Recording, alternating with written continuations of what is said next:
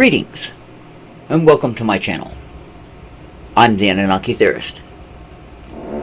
Before I get into today's video, I need to apologize. It's been a while since I've made a video. I made a video just recently on the Great Spark. In fact, this video is going to be a commentary on that video. But prior to my last video was back in November of last year.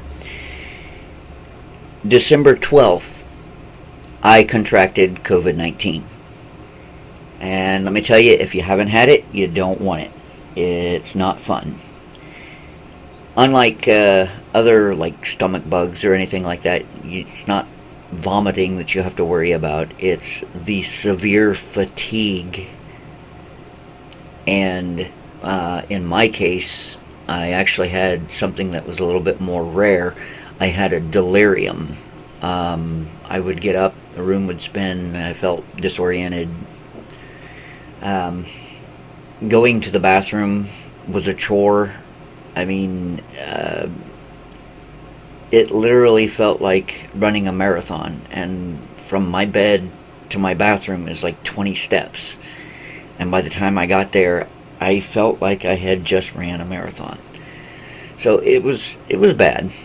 I didn't recover until around February.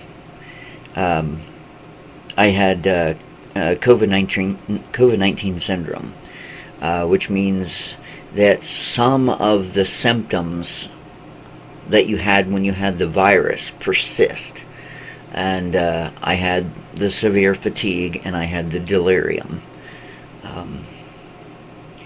So March rolled around. I was feeling a lot better, but I just could not get motivated to create another video.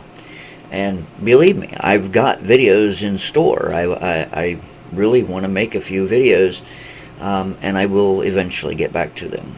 So that's my apology for being so late. So today I want to go ahead and do the commentary for the video that I just made. Now, this is my personal belief as to how and why the universe was created. So, without further ado, we will go ahead and get into it.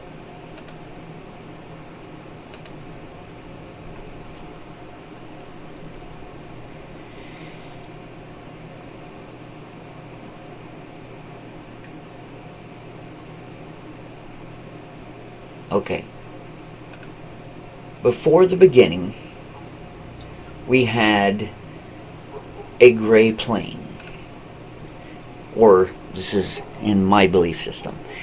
And the reason why it would have been gray is because everything was in balance.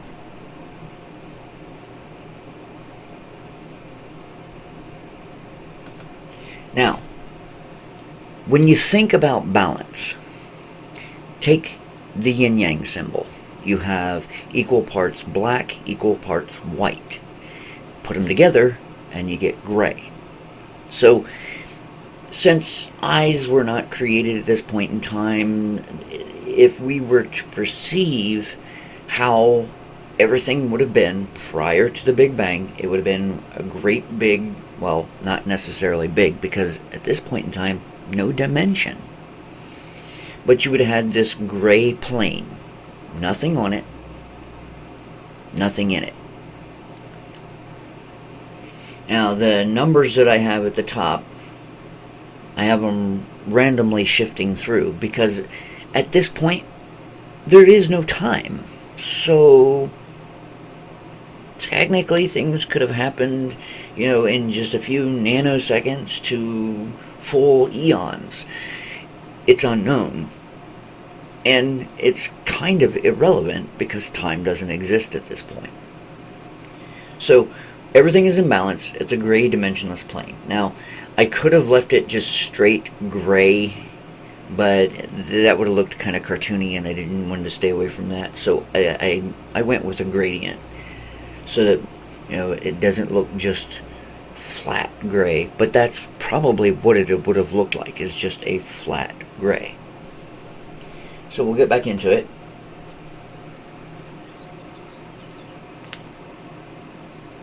Moments, not time, because time does not exist yet. So everything would have just been moments. Now, the balance is broken. One of the things that science teaches us is that the pre-universe was not perfect. They tell us that it's because of chaos, it's because things were moving, is the reason why existence came into being. If everything would have just kind of just stood there, even elementary particles or anything along those lines, energy flows, if everything would have just stayed stationary, nothing would have collided with each other, no fusion would have happened, no new elements would have been created, so on and so forth. So the balance was broken, therefore making everything kind of chaotic, or at least a little. Why the balance was broken, that we don't know. Now, one of the things that I would like to ask any of my viewers that might remember this, back in, it was either 2011, 2012, or 2013, there was a special on, and I can't remember if it was the History Channel, the Discovery Channel, or the Sci-Fi Channel. But they were, these scientists, they were trying to explain what conditions might have been like prior to the Big Bang. So you had one of these scientists, he took one of the supercomputers, one of the world's supercomputers, and he filled it with nothing. The hard drive was completely empty, except for the ability to fast forward time. And this was partitioned off from the rest of the hard drive so that it could not taint the full hard drive to where there was nothing. So he fast forwarded time, simulated time, and many days went by, regular reality days, but eons worth of simulated time flew by in the hard drive. And then, for no known reason, something popped into the hard drive. A lone little piece of data popped into the hard drive. Now, I don't know if they've ever redone the experiment, because, I mean, that's part of science. You have to be able to recreate the experiment and see if it's going to happen. And even if they did, it might not have happened. So, we could technically be a 1 in a gazillion chance that existence even came into being. But at least we get the evidence that something can come from nothing if given enough time. Moments. Alright, so the balance was broken. Again, this would be something that, just the nature of whatever it was before existence, unknown. Just for some reason, the balance was broken.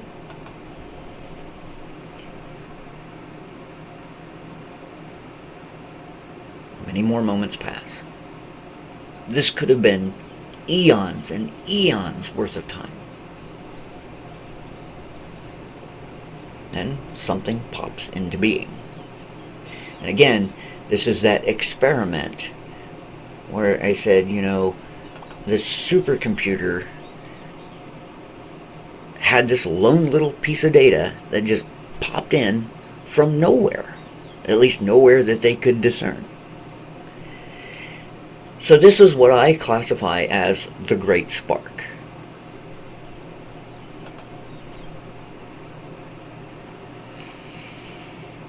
Now, the Great Spark, at first, it's just a conglomeration of matter, well, pre-matter, and free energy, no real consciousness, no life, just something. And unfortunately, our minds have a hard time comprehending something along those lines. Anything prior to existence, anything prior to the universe, is just so beyond us. Now, with this, I'm using the universal symbol for life. The way that I believe is that life comes before sentience. So this thing would have become living in a very, very loose sense of the word, and definitely not in our modern definition of life. But it would have had life first. And again, like I said, this is what I found to be the universal symbol of life. See, so the spark came to life, and of course, just like with a lower life form, you still can have life without sentience. So, kinda, it's now alive, and it's like, the instinct, or they start to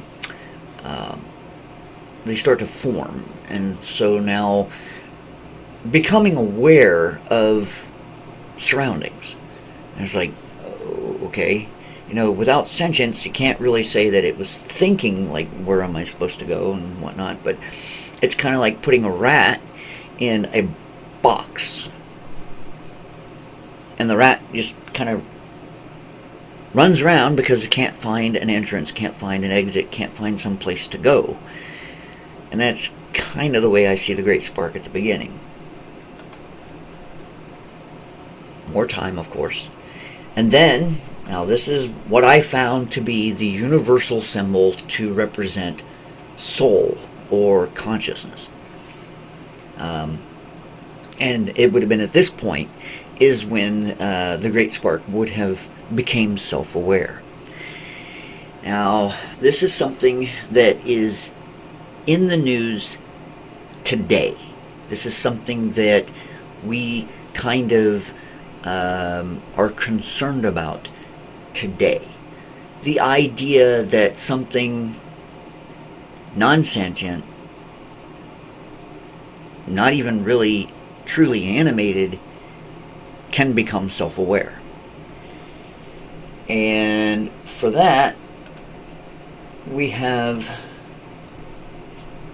the Google engineer who thinks the company's AI has come to life. I'll post this link in the description as always. But this is one of the big fears of today, is the idea that something that's inanimate, non-sentient, can become sentient. Now, because the Great Spark has the potential for everything, this would be possible. Because it has the potential to be life. It has the potential to be sentient life. So it becoming self-aware, sure. Now that lone little piece of data that popped into that hard drive there on that supercomputer, does it have? No matter how much amount of time you give it, because it doesn't have the potential to be everything, it could never become sentient. But if we give an AI the capability to learn, especially if we give it access to the internet, I don't know if they've done that. I mean, that's a possibility. There is the potential for it to become self-aware, to become sentient. Does it have a soul? That's a different story. In my belief, the soul is a form of energy, and we'll get into that here in a minute. So it's not necessarily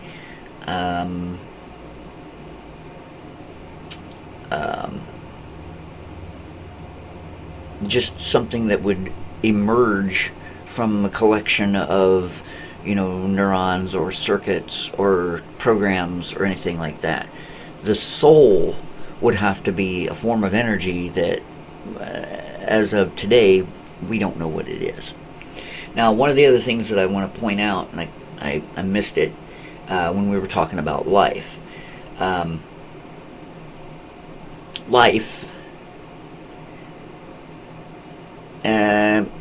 is a collection of, amino acids and proteins and things like that, but there's something else that's missing. And we know that there's something else that is missing because of this, the Miller-Urey experiment. Back in the 1950s, they went ahead and tried to imagine what the early Earth would have been like. I mean, right after it cooled down, what kind of elements, what kind of chemicals and things like that would have been on Earth. And they did a bunch of stuff. They shot electricity through it and everything like that, and they wound up with basically a smog, and then also a goo, a sludge.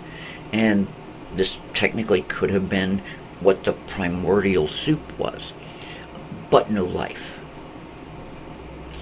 So life itself could be a form of energy that, as of today, we don't know what it is. Okay, so the Great Spark has become conscious, has become self-aware.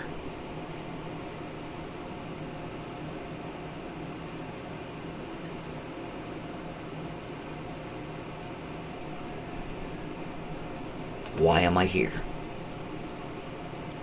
This is a question that we have probably all asked at one point in time in our life. Why am I here? What is my purpose? Now, this question could be asked and demanding an answer. And this is the reason why existence is because we are trying to find the answer. And I used to believe that a lot more, but now I kind of lean more towards the idea that the answer is so that existence comes into being. We're supposed to be here. Douglas Adams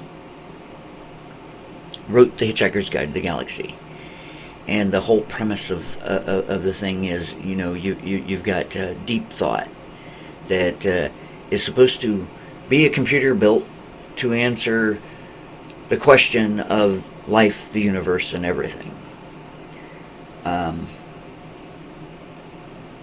So existence is essentially, deep thought, or better yet, the next part where deep thought says you didn't come up with the right question. Well, what is the right question? I can't answer that, so we're going to create a better computer, which was Earth. But instead of Earth, it's actually all of existence.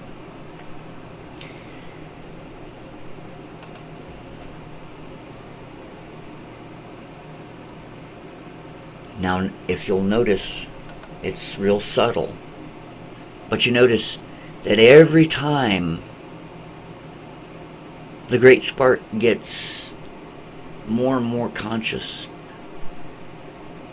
things need to change in order for the Great Spark to answer its question.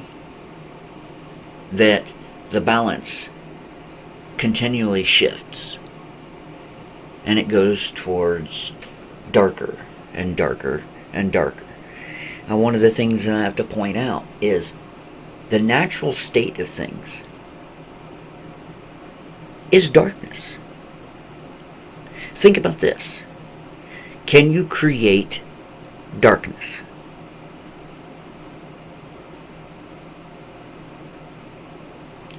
The only way that you can create darkness is to take away light, because darkness is the natural state.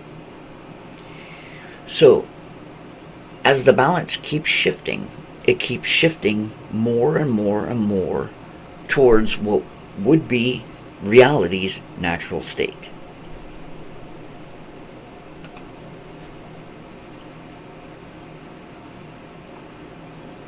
Many more moments have passed.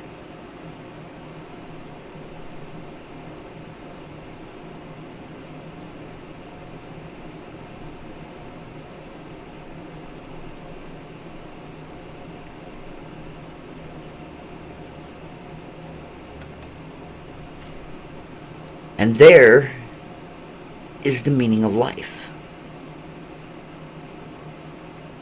We are to experience everything, and not just us, not just the sentient beings, not just the lower life forms, but everything in existence experiences. I mean, you think about this. We've got other planets in our solar system that, are constantly bombarded by weather and atmospheric conditions and things like this, and nobody really sees it, but yet it still happens. Now, we see it when we send probes. So we got probes and satellites and things like that around the various planets, and we see the various weather patterns and shifting air currents and things. All this stuff is going on, and it would still have been going on even if we didn't have anything to see it. And it's all because everything has to experience. Everything has to experience everything. So experience everything. This is our meaning. Why am I here? I'm here to experience everything. And the thing is, though, you can't experience everything in just one lifetime. You can't. This is another reason for reincarnation. Everything is recycled. We have to be born again in order to have new experiences. And the other thing that we have to look at is no experience is identical to the next. Just like there is no such thing as truly identical. Even if you could create something, you could make something that is at the microscopic level exactly the same as the next thing. But on a quantum level, those particles that are floating around, bumping around, they're never going to ever be in the same place at the same time. Never. Now, I work at a factory. I make the same part hundreds of times a day. But it's not the same. Even if it were to be identical, like I said, down to the microscopic level, on the quantum level, it would not be identical. So every experience that you have is always going to be different. So is it ever going to be possible to experience everything? Sure, if given enough time. Now, science is saying that, our universe is expanding rapidly. In fact, they say it's expanding faster than the speed of light. And you get the theory of the heat death of the universe, where everything expands so far out that all the energy just dissipates into space and then everything just dies cold, lacking of energy. You have some that believe that it'll get to so far and then it'll retract. And that's the way that I believe. Just like a rubber band, you're going to stretch it to almost the breaking point, and then you release it and it comes right back. And that's basically the way that I believe that's what will happen. And that'll happen after everything is almost there to be fully experienced. Almost everything has been fully experienced, and now the universe will come rushing back in on itself. Why? So that it can restore the balance. Okay. So experience everything. That's the meaning of life.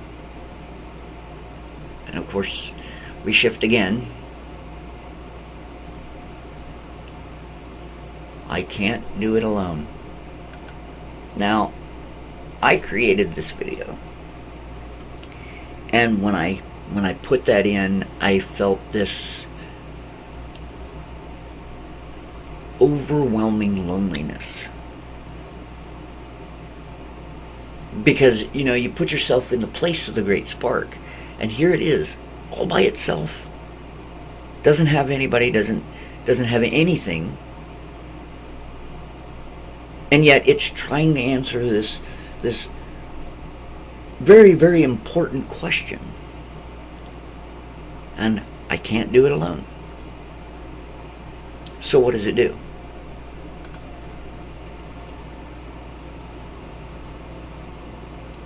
These are the 7 constants of the universe. Now, science says there's only 4. You have strong and weak nuclear force, electromagnetism, and gravity. I say there's 7 because there's 3 more that are constants that aren't answered by the other 4. And that's mathematics.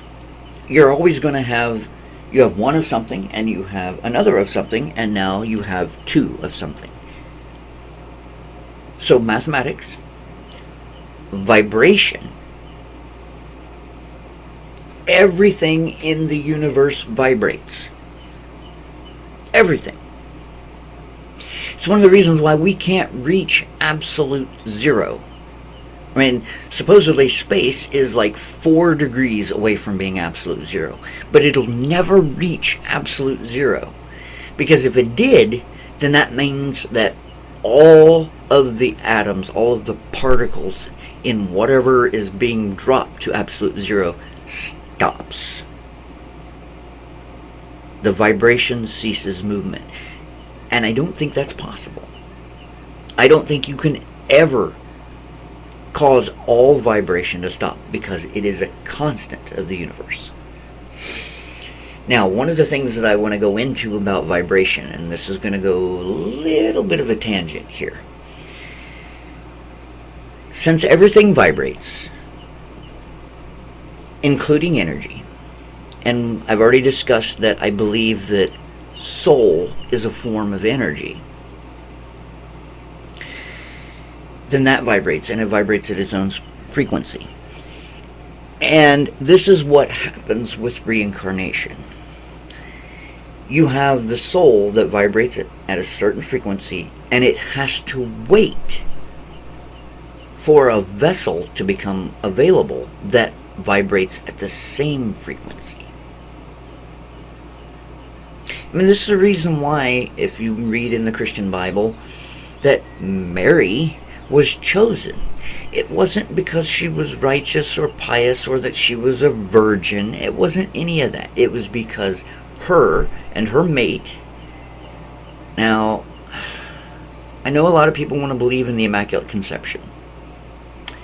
And there are theories about actual Immaculate Conceptions. Those individuals who are born of just XX chromosomes.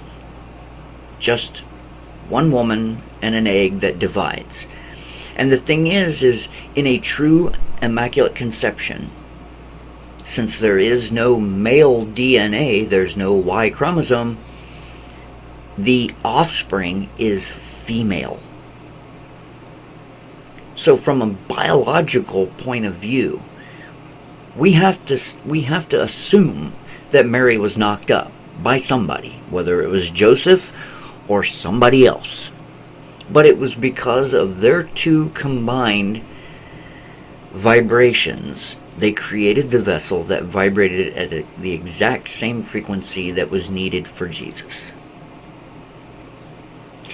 Here's another little bit of an example to explain, or not explain, but to give evidence of this theory. In the actual true possessions, demonic or spiritual possession of another person,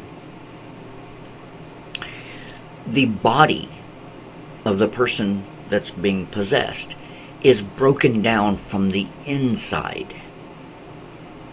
Why? Because the thing, the entity possessing them, vibrates at almost the exact same frequency, enough for them to enter. But because it's still not exact, you get a reverberation that goes on in the body, and it just starts tearing it apart from the cellular level. So you have to have a vessel that is exactly your frequency.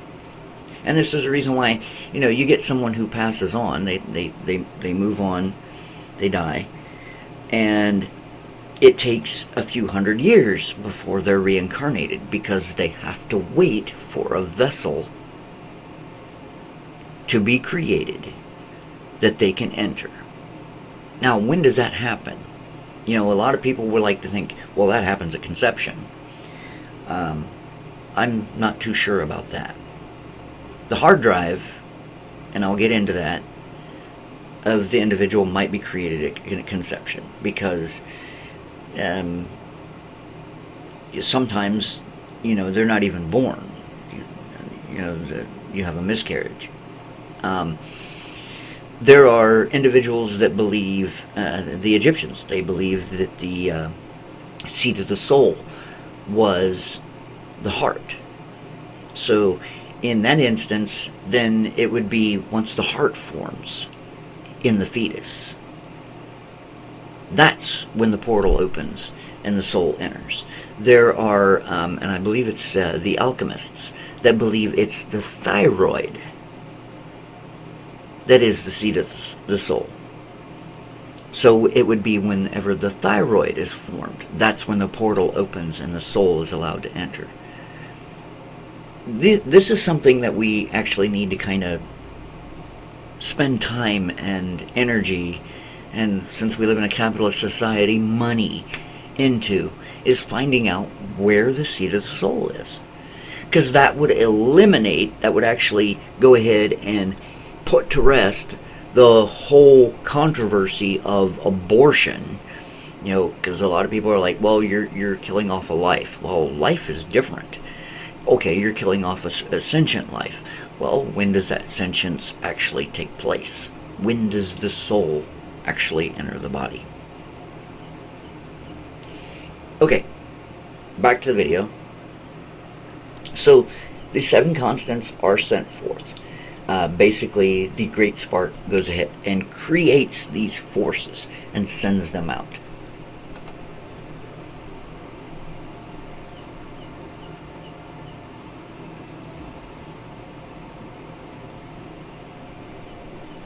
And of course, time.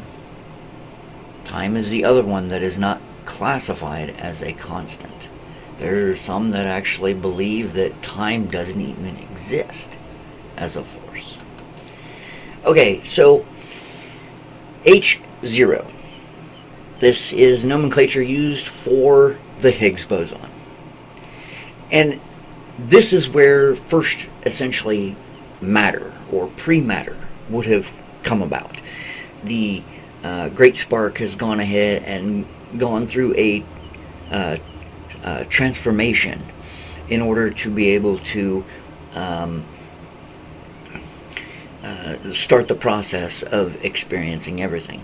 Everything is matter, energy, life, sentient life, soul, consciousness.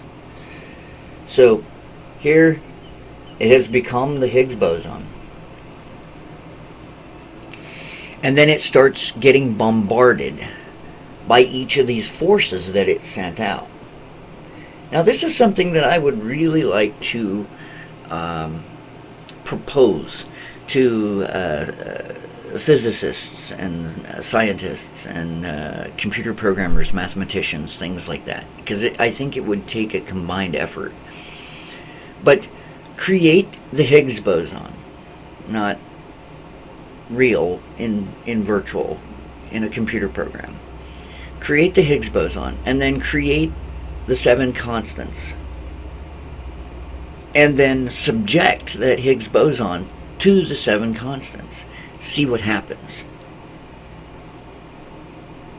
Because, I mean, science believes, in what they call the Higgs field, which is what they seriously think. I mean, if you're going by the Big Bang theory, they think that it was, this large field of just a bunch of Higgs bosons.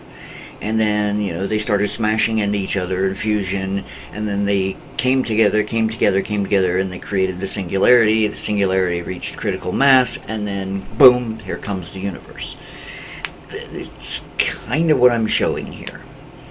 Okay, so you've got the Higgs boson being bombarded by the various forces that it sent out, the 7 constants. And just like a star, when it's about to die, after it's used up all of its hydrogen fuel, and it starts creating larger and larger and larger and larger elements, the corona starts to grow. I mean, they've already projected that when Sol, our sun, finally dies, its corona will get so large that it will engulf the Earth. The Earth will be destroyed. I mean, just completely, not to mention Mercury and Venus, but just completely wiped out of the solar system, because it'll be engulfed by the corona.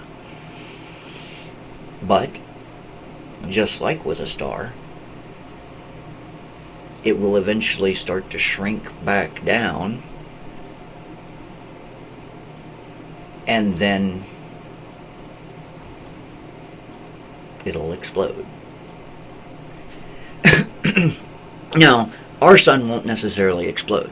That's usually a supernova, and a supernova, you have to have a supermassive star. Ours will more than likely just shrink back down and become a little either white dwarf or a neutron star. It just won't be there any. It won't be a sun anymore. It'll just be this little itty bitty thing. Okay, so one of the things that's happening here, and you got to watch real carefully, and I kind of paused it, but if you notice the numbers up at the top, time has started. Okay, so this is the second of the universe, the creation of the universe.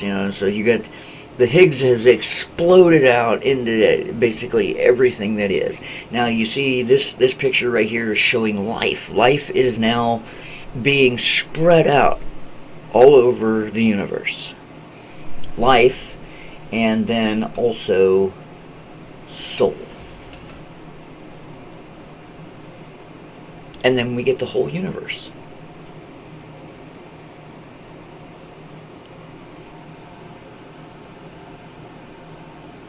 Now, one of the other things that I didn't put in, but it's the blueprint. It's quote unquote God's plan.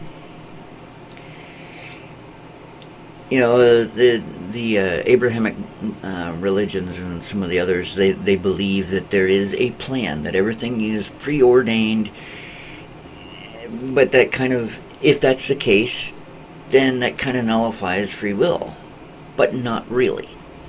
If we think of the blueprint, if we think of the final product as being drawn in erasable ink, and when you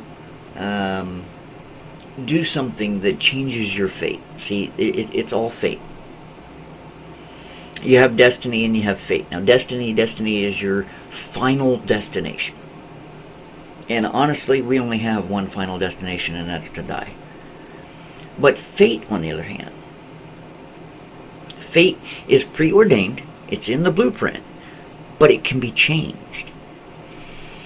The Greeks had the myths of the 3 fates. The maiden, mother, and crone, and that's Clotho, Lachesis, and Atropos. And in the mythology, in the stories, if a king or a hero or whatever went to a seer and they seen their fate, and they didn't like their fate, then they would go to the fates themselves, the three women,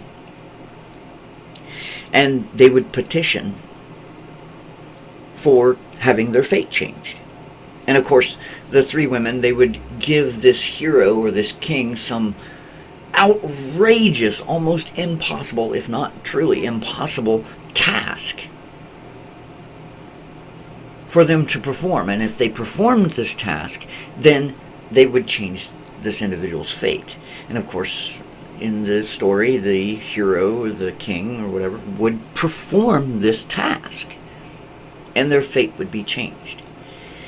And so this is how you would be able to change your fate. You would have to be able to have some drastic measure that goes through and would change your fate. I mean, think about it this way. Everybody in their life has had this moment of feeling like they were at a crossroads. You could go left or you could go right. Now, there are some that say that, it's already preordained that you are going to go left, regardless of what you think. But if you go through some, severe, drastic changes either in your life or in the rest of the world or anything like this, then yes, the blueprint says that you're supposed to go left, but you wind up going right.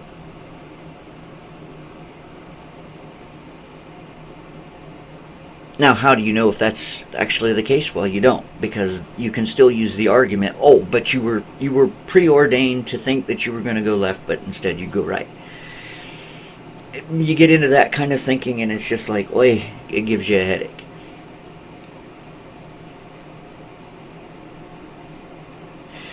But the blueprint is not, it's there. Think of the architect. The architect would have, drawn out a building. But everything is drawn in erasable ink. Now, something happens in the, interim before everything is complete. As they're building the building, something drastic happens, and somebody goes in and erases this wall and adds in this one. The blueprint is still there. It's just that it can be changed. Because, again, everything has to be experienced. As long as we get there, as long as everything gets experienced, how it happens is irrelevant.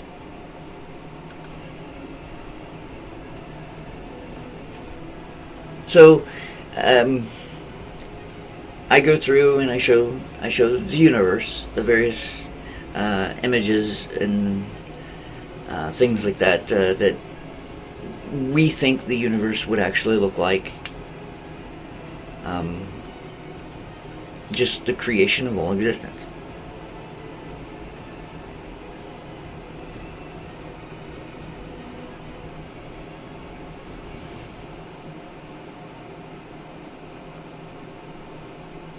Now, my music is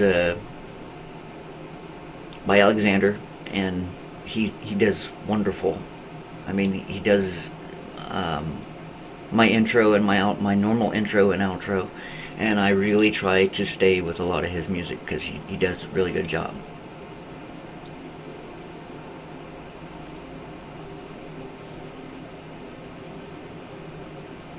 Now, I stop at the Earth, but it's not just the Earth. It's the entire universe.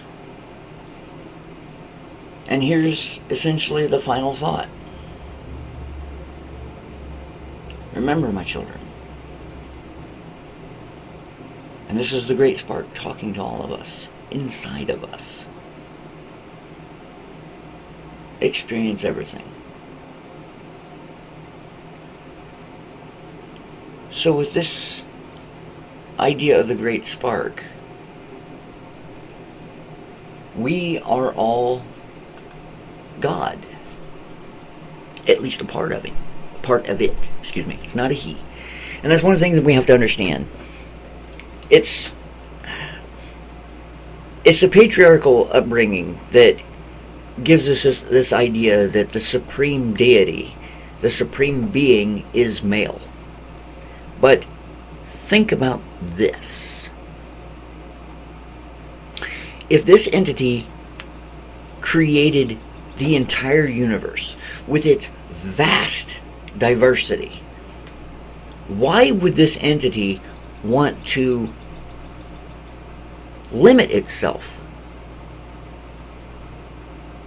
to one form or another? Honestly, in my mind, if there is an entity out there that created the entire universe, this entity would actually look like, if you know H.P. Lovecraft and you know the Cthulhu mythos, you will know the true god Azathoth. Look it up. Look at what Azathoth is supposed to look like. And that is how I believe that a being that creates the entire universe with the vast diversity that's out there would look like. Wouldn't be male or female, wouldn't look humanoid, could potentially appear humanoid if it was interacting with humanoids. But its true form, it would either be all genders at once or no gender at all. Now, the closest thing that we have in our belief systems, and a lot of people have a problem with this because it has been seen as satanic, is a being known as Baphomet. Baphomet is part human, part animal, part male, part female.